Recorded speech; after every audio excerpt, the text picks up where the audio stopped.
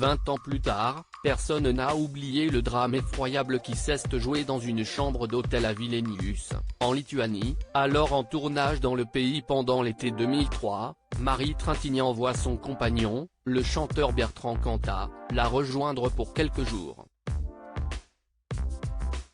Mais leurs relations sont houleuses et lors d'une dispute, dans la nuit du 26 au 27 juillet 2003, celui-ci la roue de coups, jusqu'à la laisser dans un état gravissime.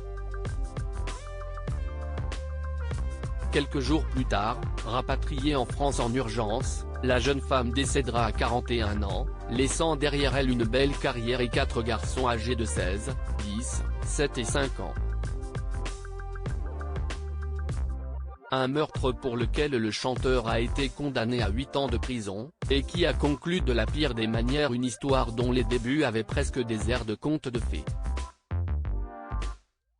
En effet, un an plus tôt, tous les deux avaient vécu un véritable coup de foudre dans un endroit inattendu selon le livre Désir noir, de Sophie-Jeanne Flammarion.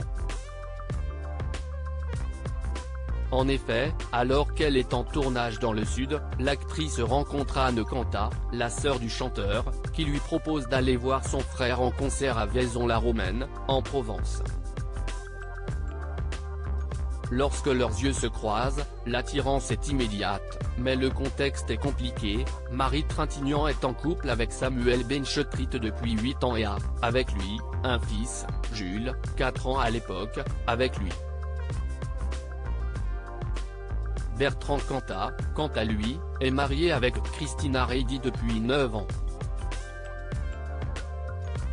Et la jeune Hongroise, déjà mère de leur petit Milo, 5 ans à l'époque, est enceinte d'Alice, leur fille. Janice et John, le tournage où tout a basculé.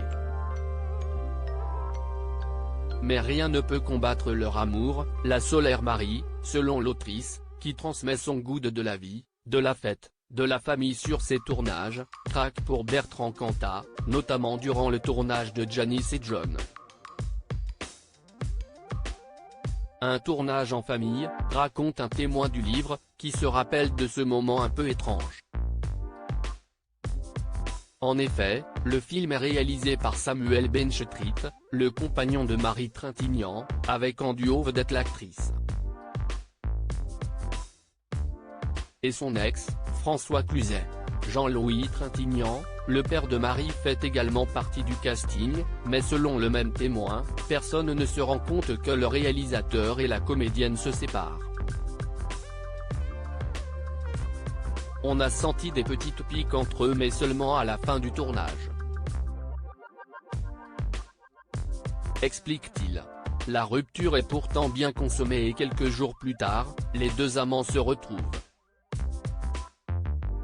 Christina Ricci a accouché il y a 5 jours de sa fille, Alice, et écrit à Marie Trintignant pour l'en informer. La jeune femme hésite, quitte le chanteur mais finit par revenir avec lui.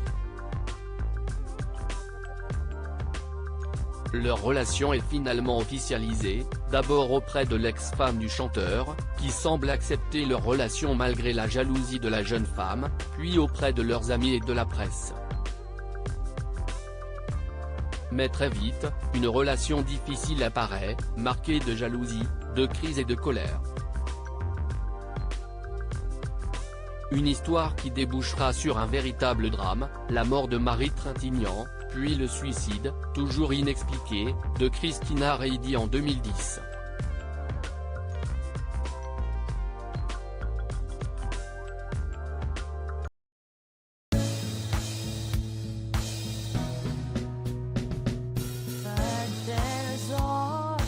Through the rough times I think